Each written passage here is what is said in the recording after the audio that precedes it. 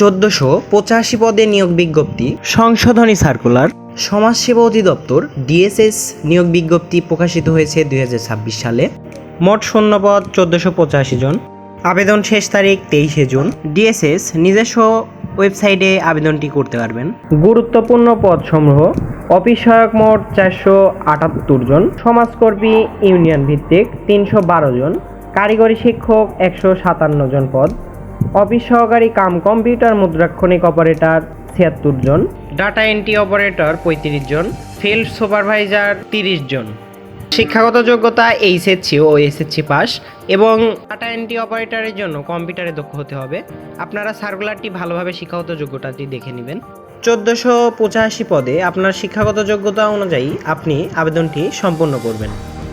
ভিডিওটি ভালো লাগলে আমাদের Facebook page Jio job and education update BD follow করবেন।